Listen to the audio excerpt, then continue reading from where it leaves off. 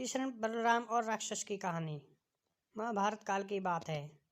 एक बार कृष्ण और बलराम किसी जंगल से गुजर रहे थे। चलते चलते काफ़ी समय बीत गया और अब सूरज भी लगभग डूबने वाला था।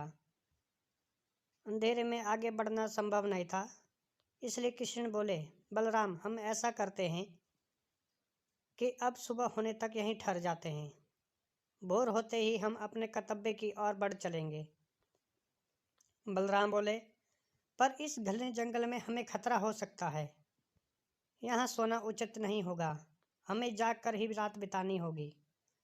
अच्छा, हम ऐसा करते हैं कि पहले मैं सोता हूँ और तब तक तुम पहरा देते रहो, और फिर जैसे ही तुम्हें नींद आए तुम मुझे जगा देना, तब मैं पहरा दूंगा और तुम सो जाना।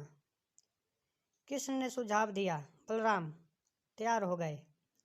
कुछ ही पलों में कृष्ण गहरी नींद में चले गए और तभी बलराम को एक भयानक आकृति उनकी ओर आती दिखी। वो कोई राक्षस था।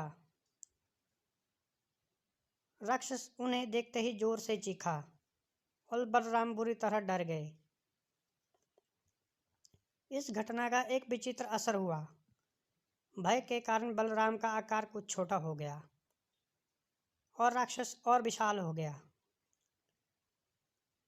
उसके बाद राक्षस एक बार और चीखा और पुनः बलराम डर कर कांप उठे। अब बलराम और भी सिकुड़ गए और राक्षस पहले से भी बड़ा हो गया। राक्षस धीरे धीरे बलराम की ओर बढ़ने लगा। बलराम पहले से ही भयभीत थे और उस विशालकाय राक्षस को अपनी ओर आता देख जोर से चीख पड़े, कृष्णा! और चीखते ही वे मूर्छित हो गए और गिर पड़े। बलराम की आवाज़ सुनकर कृष्ण उठे। बलराम को वहां देख उन्होंने सोचा कि बलराम पहरा देते देते थक गए और सोने से पहले उन्होंने आवाज़ दे दी। अब कृष्ण पहरा देने लगे। कुछ देर बाद वही राक्षस उनके सामने आया और जोर से चीखा। कृष्ण जरा भी घबराए नहीं और बोले, बताओ, तुम इस तरह चीख क्यों रहे हो? क्या चाहिए तुम्हें? इस बार भी कुछ विचित्र घटा। कृष्ण के साहस के कारण उनका आकार कुछ बढ़ गया और राक्षस का आकार कुछ घट गया। राक्षस को पहली बार कोई ऐसा मिला था जो उससे डरा नहीं था। घबराहट में वह पुनः कृष्ण पर जोर से चीखा। इस बार भी कृष्ण नहीं डरे और उनका आकार और भी बढ़ गया, जबकि राक्षस पहले से भी छोटा हो गया।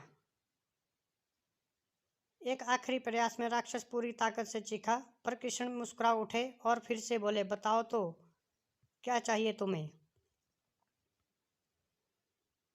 फिर क्या था, राक्षस सिकुड़कर बिल्कुल छोटा हो गया और कृष्ण ने उसे हथेली में लेकर अपनी धोती में बांध लिया और फिर कमर में खोंच कर रख लिया। कुछ ही देर में सुबह हो गई। कृष्ण ने बलराम को उठाया और आगे बढ़ने के लिए कहा। वे धीरे धीरे आगे बढ़ने लगे। तभी बलराम उत्तेजित होकर बोले, पता है कल रात में क्या हुआ था? एक भयानक राक्षस हमें मारने आया था।